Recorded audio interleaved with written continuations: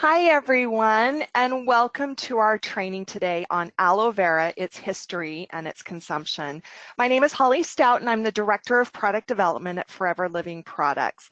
I've had the fortunate opportunity of working with a team of global scientists, chemists, formulators, and quality people who ensure that here at Forever Living Products, we create products at the highest performance with stringent quality measures and safe ingredients.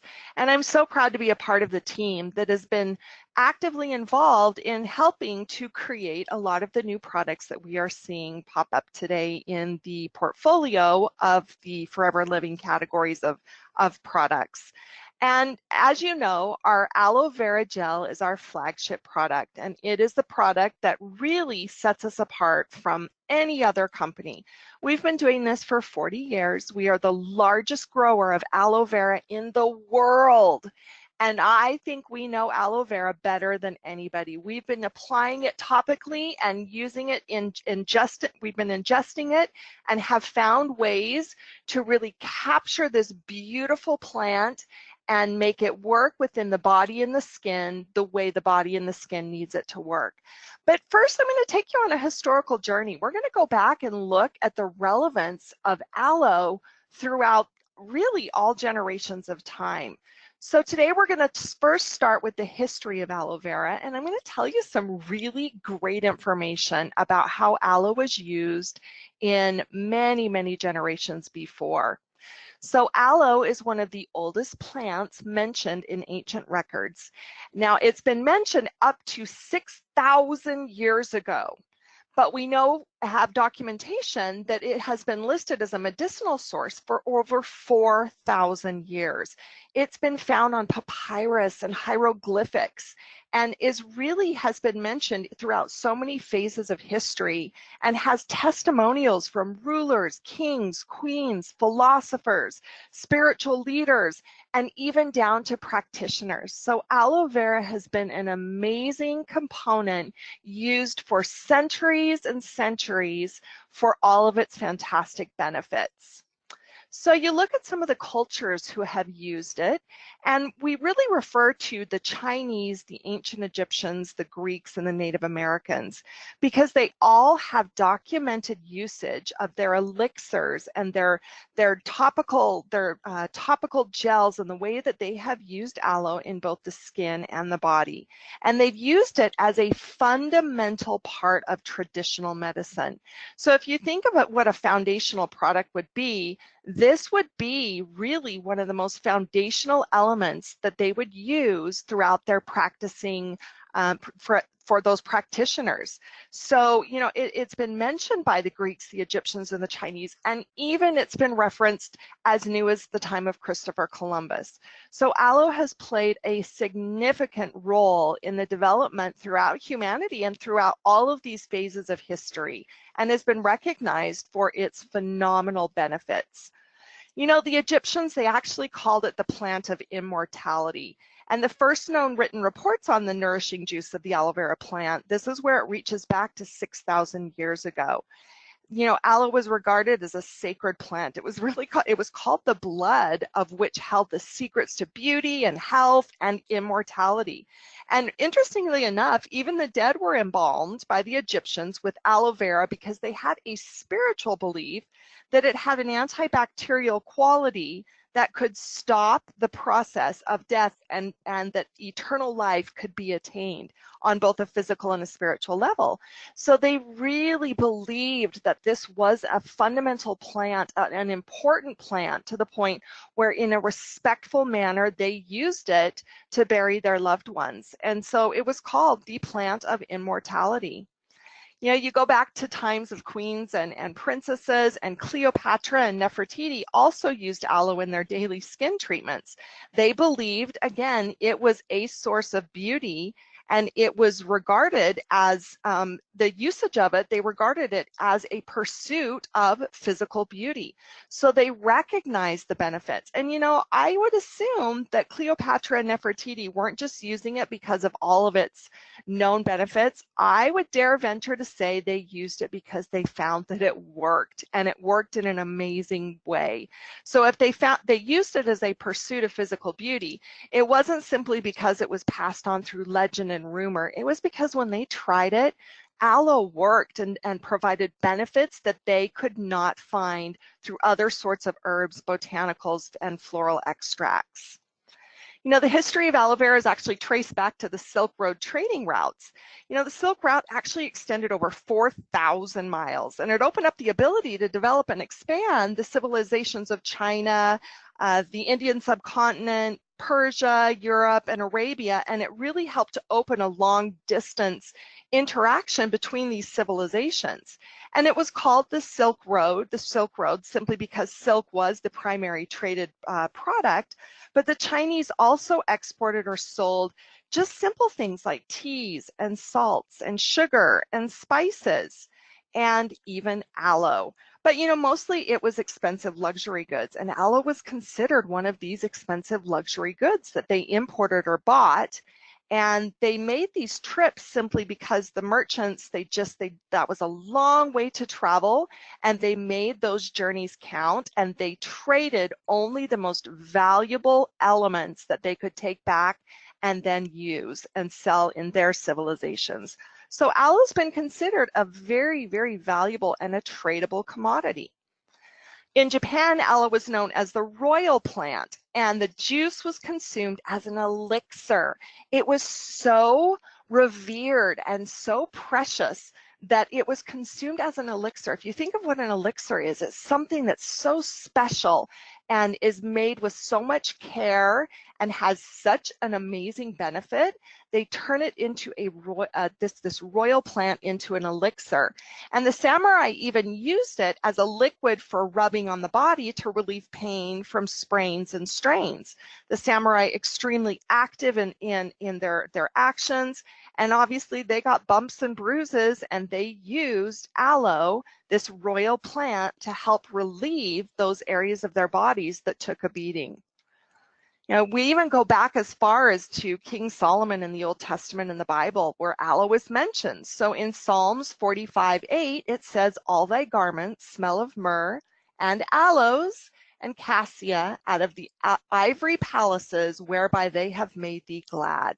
So you can see the references to aloe throughout the history of time has really revered this plant as royal, as immortal, as a physical pursuit of beauty, and has really been just one of those plants of all the plants in the world that has been mentioned and seen for up to 6,000 years. So you got to imagine that all of those generations and all of those civilizations, they were onto something. They knew something, and you know what? They were absolutely right. And at Forever Living Products, we knew that aloe was an amazing product and sought to find a way to really help people all over the world look better and feel better. So when you look at the aloe vera by itself, let's talk about the plant. It's one of the most studied herbs in the natural products category. Now, I want you to think about that. If you were just to look outside your window and look at all of the trees and the plants and the shrubs and the herbs and the flowers and the vegetables and the fruits, and you think of all of those species, and then you think of what we actually study from a scientific level, that's really important to know that aloe is one of the most studied herbs in the natural products category. Again, it's because they know of those valuable benefits, and of course they're studying to find out more and more every day. An adult aloe vera plant reaches maturity at 3 to 4 years, and they can reach a height of 30 inches with leaves up to 30 inches. So they grow, and they're actually a beautiful plant when you see them up close and personal. Now, there's one thing also really important to note, that there are over 400 species of aloe. 400. But we're not going to just talk about those 400 species. We're going to talk about the aloe vera that we use today. because aloe vera contains over 200 biologically active constituents, and the primary beneficial compounds are polysaccharides. So aloe polysaccharides actually provide benefits both orally and topically. And acemannan, which is a polysaccharide, is unique to aloe plants. And acemannan is the component that sets aloe vera apart from the 400 species of aloe. Now, I want you to just think about that for a minute. We talk about aloe and we say aloe and we know there are 400 species, but when we say aloe vera, that is the species that sets itself apart from all of the other aloe species, and aloe vera is the one that has those high concentrations of acemannan and has polysaccharides. So, you know, polysaccharides are really essential for today's overall health. The body uses them in such amazing ways.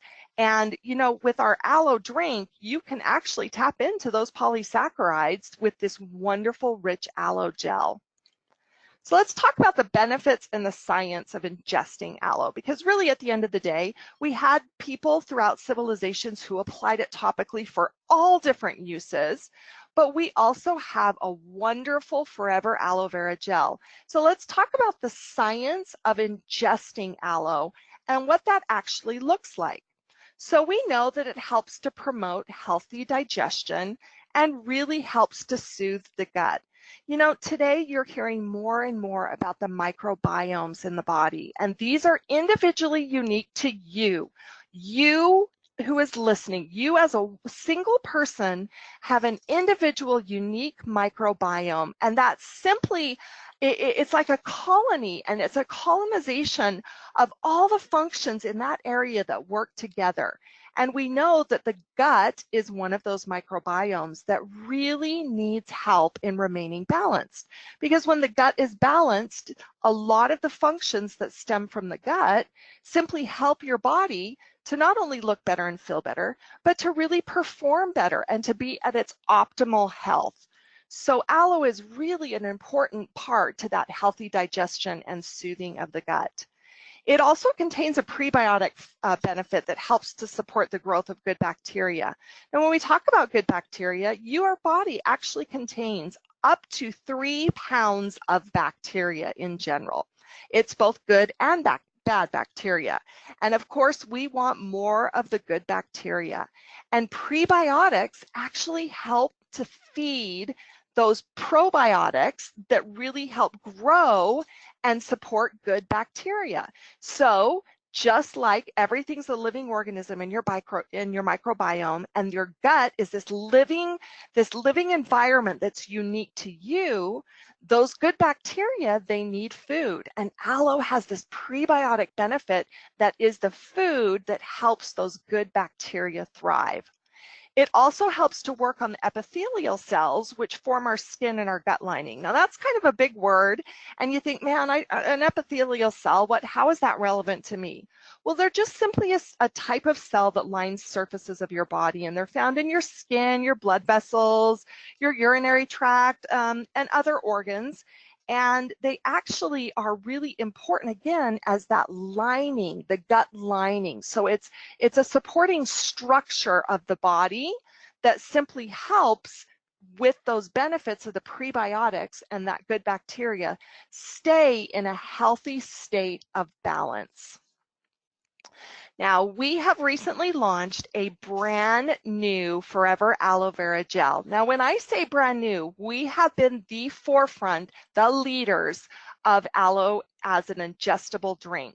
And we didn't think that we could improve on it. But as science evolves and as we learn more about the body, we are learning every single day ways that our aloe vera can really help people in helping that digestive tract and that microbiome and helping to support a healthy functioning digestive tract. So with this new aloe vera gel, we have so many amazing benefits that we've been able to retain, which includes a 300% improvement in vitamin retention through a new process. Now you think about that, that's quite amazing. Those vitamins that are so rich and nutritious in the aloe, as it goes through a processing to put it in a format where you can drink, and we know that it's at the highest quality and it's safe and it's been tested and it's been vetted with third-party labs, including the International Aloe Science Council. We know that through this process, we are actually able to retain up to 300% more vitamins in our new process. And we actually have retention of the natural components of aloe, such as ace-mannan. So again, we talked about ace-mannan as the polysaccharide, which is really critical when it comes to proper nutrition, just simply because they're comprised of the complex carbohydrates that really serve as your body's primary energy source. So again, you talk about the gut, you talk about good bacteria, you talk about your body's ability to absorb all the good things that we're putting in it, as well as the supplements that we're putting into our body in the event that we may not be on the best diet, or our lifestyle may not be ideal, or the climate or the environment, hormones, all of those factors that come into play. You simply are desiring to absorb the most benefit out of the things you're putting into your body and creating that optimal balance. You know, this new aloe vera gel, it has an amazingly fresh taste. When you drink it, it is so refreshing. I love it, really chilled. And I put it in a glass and it's almost like a cocktail. Like you can drink it like a cocktail. Now, typically, aloe vera gel, typically, you know, the pure gel is really tart. And so when you put it in your mouth, you might describe it as being tart or a little bitter. And that's a good thing, because what you're tasting is nature. You're tasting the inner leaf of an aloe vera leaf. So we hand fillet that inner leaf, and you're actually tasting all of the goodness from that. Now the mouthfeel is a little bit different. It's quite fluid and light. Now I can assure you, all of the polysaccharides, all of the ace-mannan, all of those vitamins are still in there. They're just at a consistency that allows us to create that fresher taste and to have a product that contains no preservatives. And throughout this entire process, we even found a way to add an even higher concentration of aloe. So again, designed to help with that digestion, for a primary energy source, to help your body sustain itself, and really as a way to help you look better and feel better. Our aloe vera gel really is a development through centuries of history. We know it better than anybody, and from plant to product to you, we have provided in a delicious, refreshing juice that has a tremendous opportunity for you to really feel good and to bring your body into balance. I hope this information has been helpful for you, and I sincerely wish you a wonderful experience as you're enjoying your aloe vera gel.